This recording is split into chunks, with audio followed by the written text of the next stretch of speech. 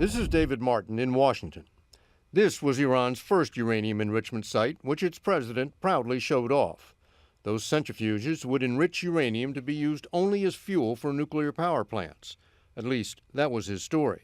As recently as Wednesday, Iran's president assured Katie Couric he had nothing to hide from inspectors from the International Atomic Energy Agency. You claim you are developing peaceful nuclear energy. If that's the case, why does Iran continue to block full inspections of all nuclear facilities? We have not blocked that.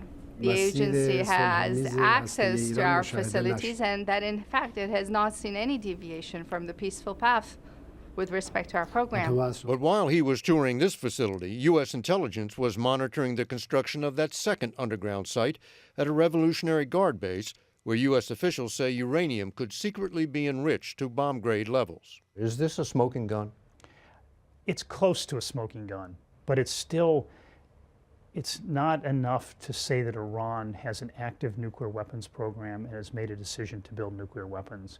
At the very least, says former weapons inspector David Albright, the facility was intended to give Iran the capability of going nuclear with little warning to the outside world. It could have been a facility that was, in a sense, they were just going to put in their back pocket and use in a breakout.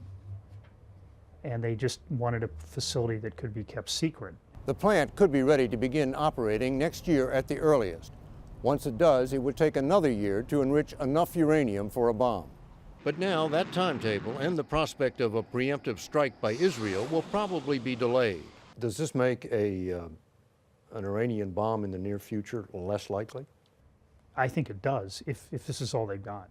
But if the Iranians are determined to get the bomb, they can try to build another secret plant, if they don't already have one. David Martin, CBS News, The Pentagon.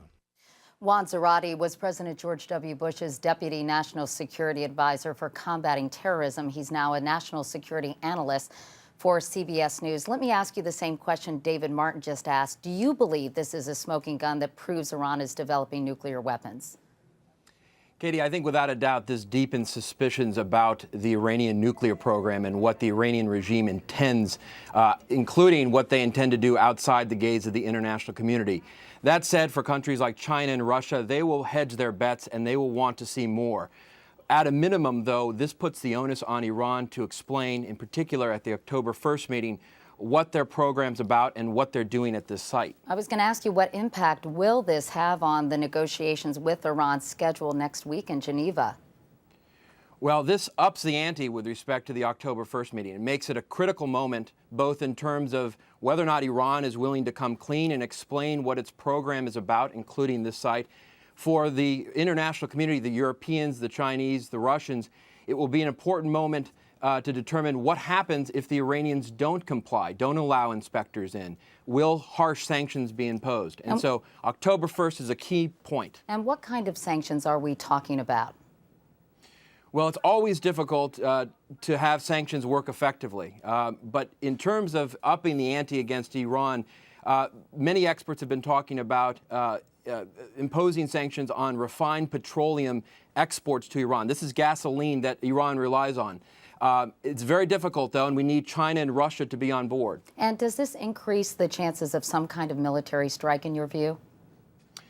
I think so. President Sarkozy talked about all options being on the table. I think this puts it back in play. And with respect to Israel, it adds further urgency to their argument that the international community has to act, or they may take matters into their own hands. Juan Zarate. Juan, thanks so much.